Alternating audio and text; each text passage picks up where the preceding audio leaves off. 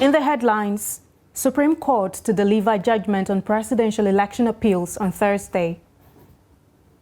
INEC removes name of former petroleum minister from candidate list for Bayelsa governorship election. Former secretary to the government of the Federation, Adamu Fika, dies at 90.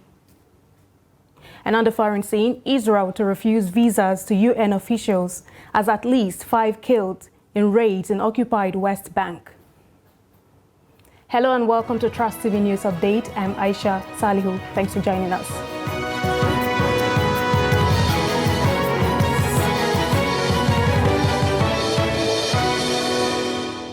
The Supreme Court has fixed Thursday, October 26, for the judgment on the appeals filed by the presidential candidates of the People's Democratic Party, Atiku Abubakar, and the Labour Party, Peter Obi, against the judgment of Presidential Election Tribunal, which upheld the election of President Bola Tinubu.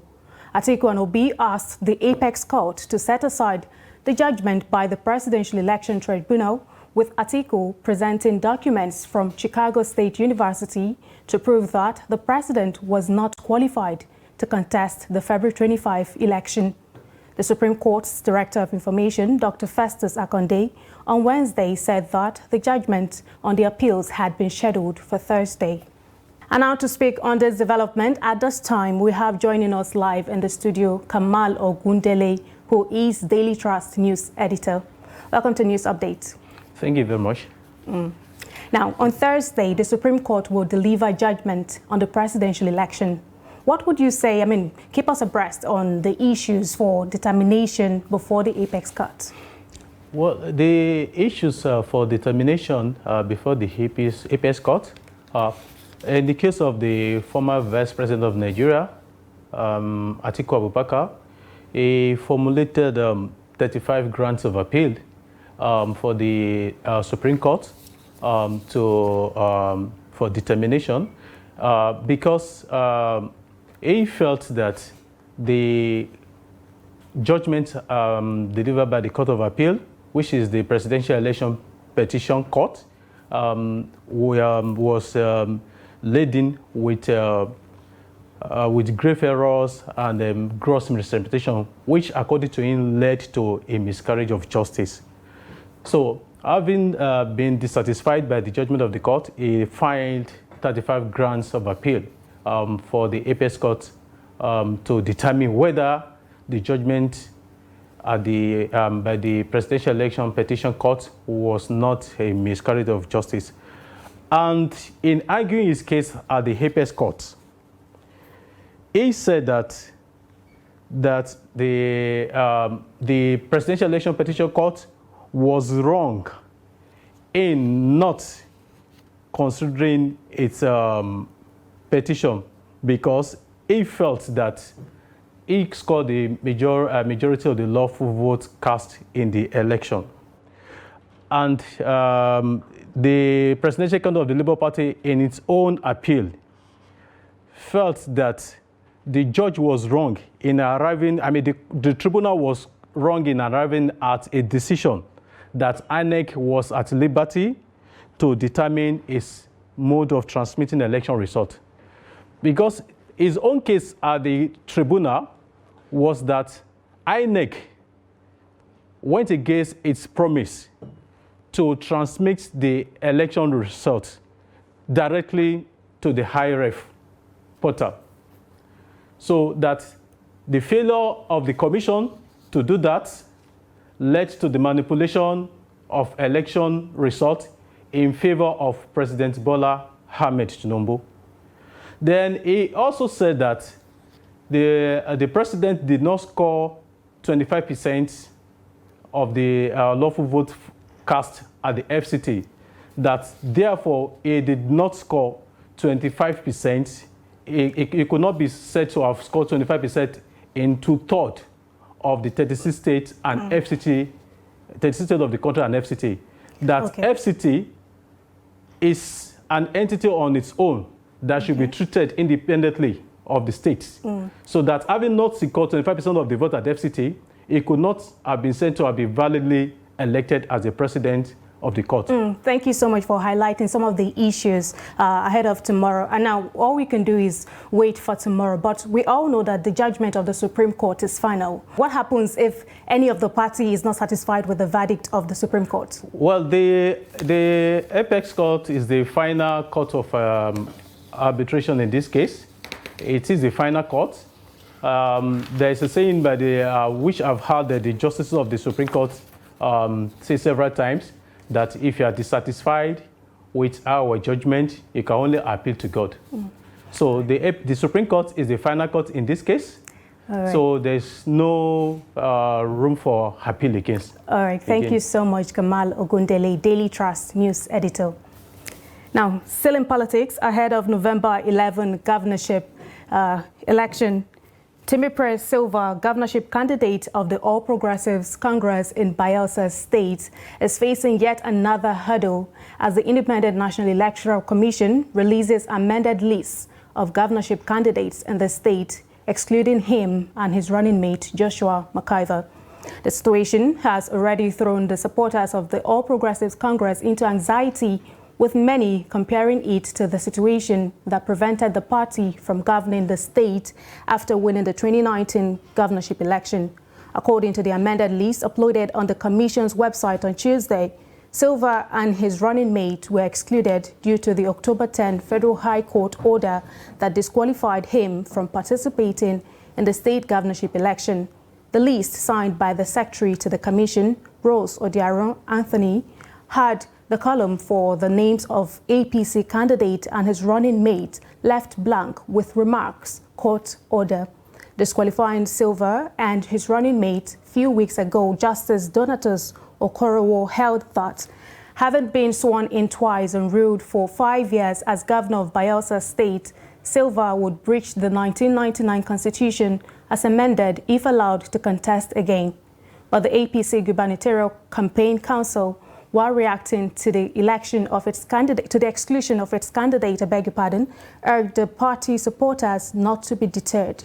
Director of Media and Publicity of the Campaign Council, Perry Tukwe, in a statement on Wednesday, said the party's lawyers were already on top of the situation to get victory at the appeal court.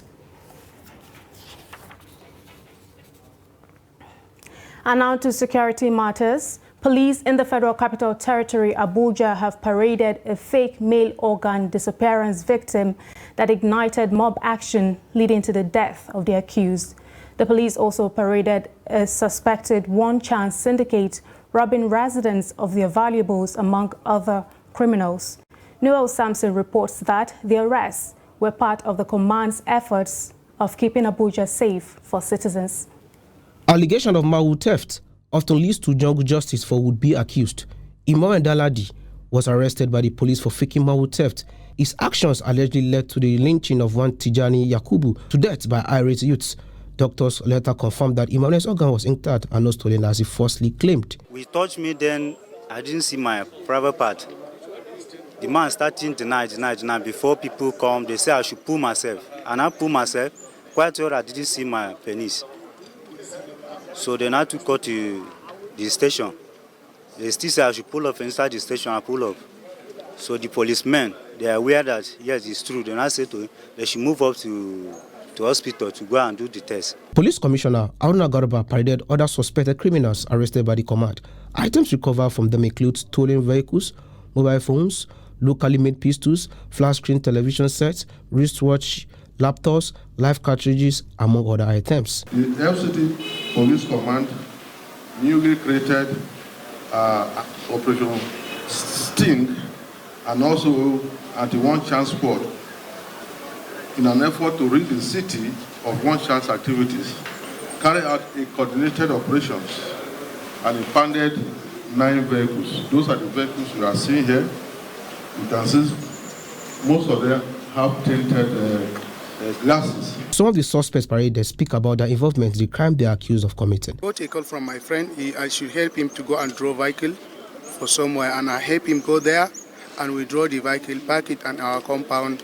So after that, I hear a knock from a police, and I come out. I saw policemen, 4 policemen. They said this was the stolen vehicle. Why we get it? And I told them it is my friend called me that I should help him to go and draw the card. So they asked me about it. I took them to his residence. They arrest him. I stole one laptop and the iPhone 11 Pro Max and the S9. So how do you feel now? Sir? How do you feel now? Sir? I'm feeling guilty conscience. They tell us say if you finish more go. If you finish they'll call us for phone. Let them come pick up. More come pick up. Okay, you drop the passenger for the thieves. Yeah. Then you come back and carry the passenger after they have robbed them. Yes. So how many people you don't do like that before? Me and only 2 cases. The FC Police Command has reaffirmed its commitment to keeping the city free from criminals. No, Samson, Trust TV News, Abuja. And away from that, the Lagos state government has sealed the popular Alade market in the Onigbongbo local council area of Ikeja over violation of environmental laws. This was disclosed on Wednesday by the spokesman for the Ministry of Environment and Water Resources, Kunle Adesina, in a post on his X handle, formerly Twitter. Following the directive by the Commissioner for Environment, Tokumbo Wahab, Adesina said the enforcement was carried out on Wednesday by the officials of the Lagos State Waste Management Agency in collaboration with KAI LAGESC. Some of the affected markets include Alaba International, Mile 12, Owode Oniri, Ladipo Market, Okeodo Market, Asamda, and others. Mixed reactions have trailed the establishment of the Humanitarian and Poverty Alleviation Trust Fund by the federal government in an effort to cushion the effect of hardship on vulnerable Nigerians. Residents of Dutse, the Jigawa state capital, say it is a welcome development if the program is far from unpatriotic and corrupt Nigerians. Trustee Viz Adamu Imam completes the report. The federal government, through the Humanitarian Ministry, approved the fund to the tune of $5 billion after the Federal Executive Council meeting presided over by President Bola Tinubu to address the perennial poverty throughout the country. Some Nigerians believe that if care is not taken, the program will still be a mirage to the less privileged. Now that they have initiated this move, I think with due process, it's a good one. If they had done what is right all this while, this move would have started. But because fairness is not in their calendar, and implementation is another issue as well, maybe some few individuals will continue to benefit, but not the actual beneficiaries. That's the usual occurrence in Nigeria. 30% is going to come out from federal government, and the rest of 70% is going to come out from private sectors and international donors. So this is a very wonderful program that will reduce poverty drastically in this country.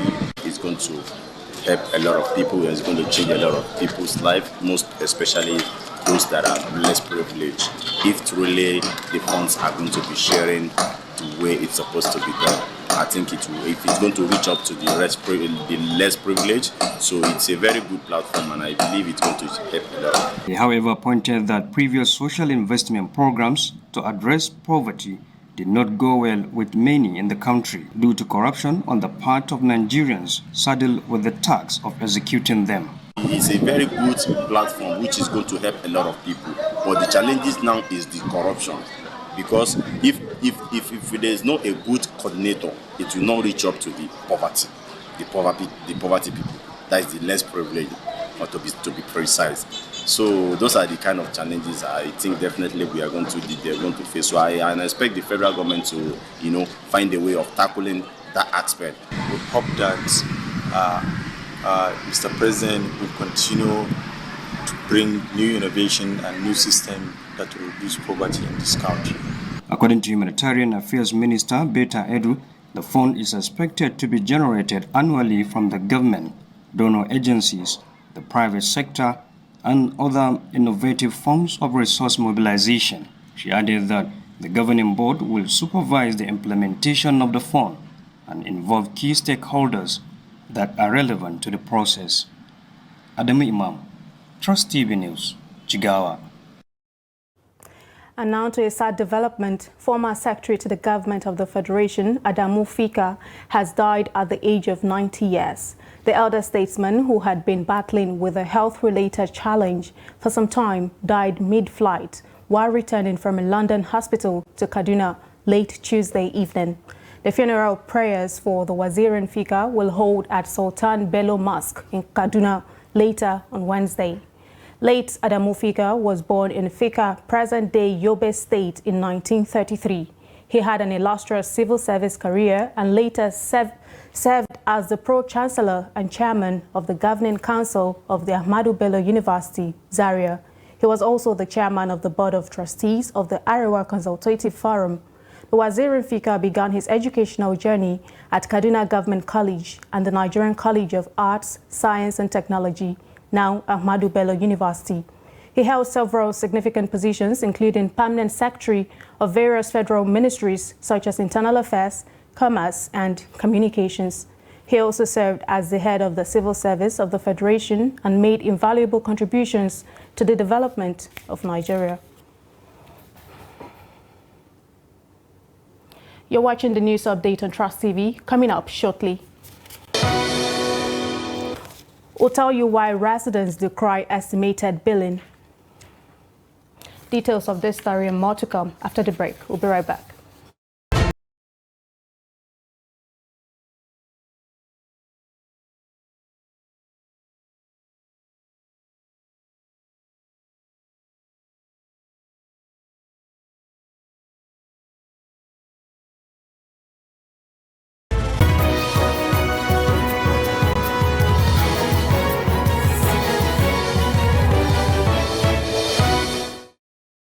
Welcome back and thank you so much for staying. If you're just joining us, this is the news update on Trust TV. Now let's take a look at a recap of some of our top stories.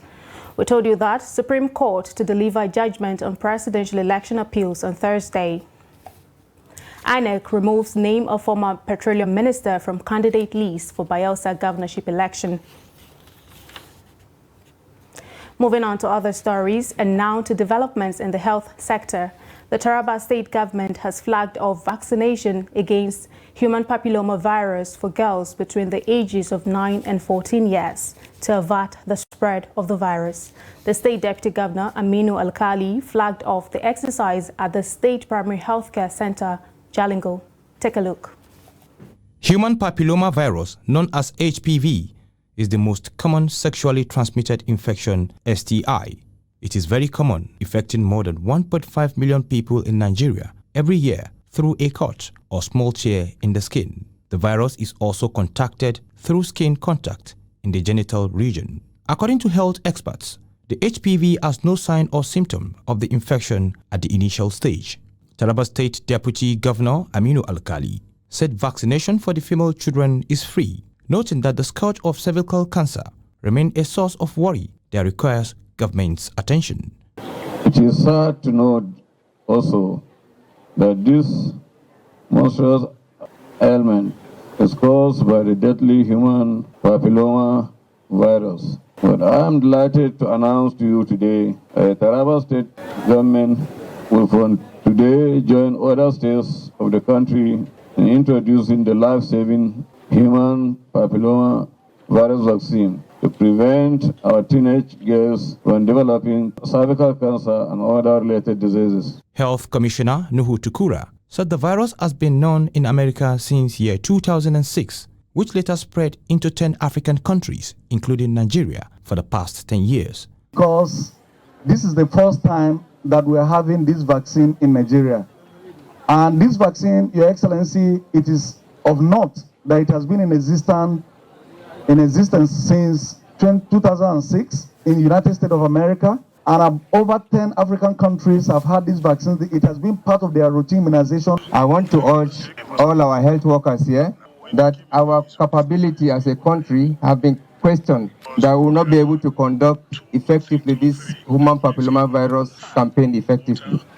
But I know definitely that we are capable. We commend the government of Nigeria and Taraba State for improving the health indices of our dear citizens. To to the people of Taraba State.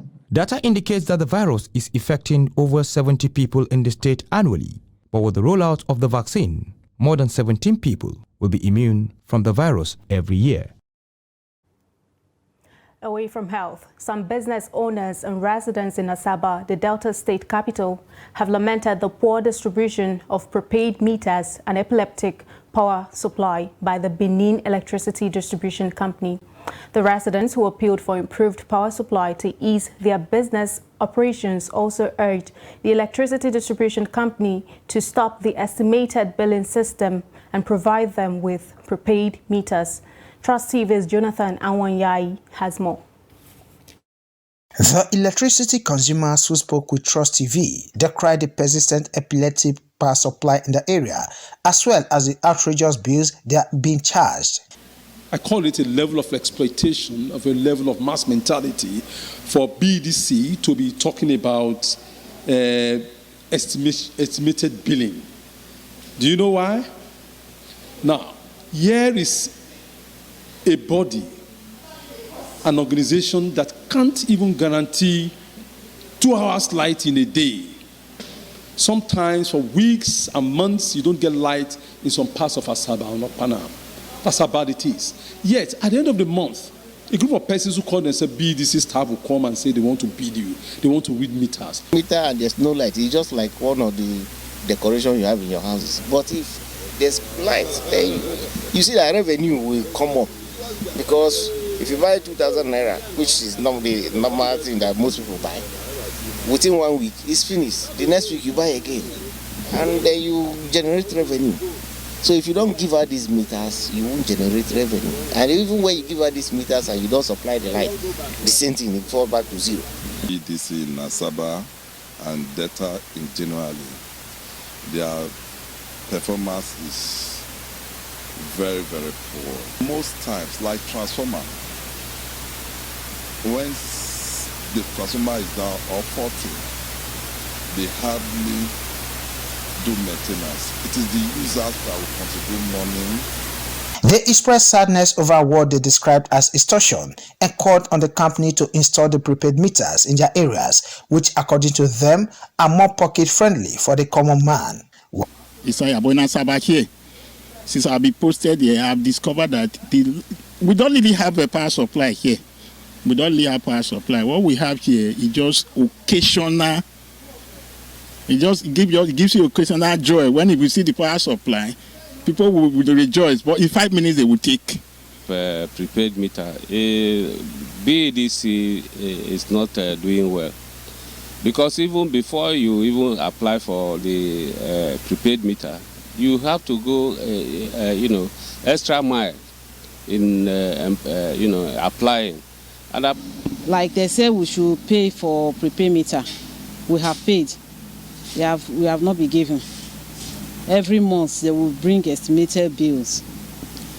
There are times they will bring 50,000 for 2 rooms. There are times they will bring 40,000, just like that. While intensifying the clamor for prepaid meters as the only way out of their dilemma, some of them accuse the Benin Electricity Distribution Company, BEDC, of extortion and unnecessary delay in supplying prepaid meter, even after payment. According to them, the only way the customers will be satisfied is when they have prepaid meters and are sure that they only pay for electricity they consume. Jonathan Awanyai, Trust TV News, Asaba.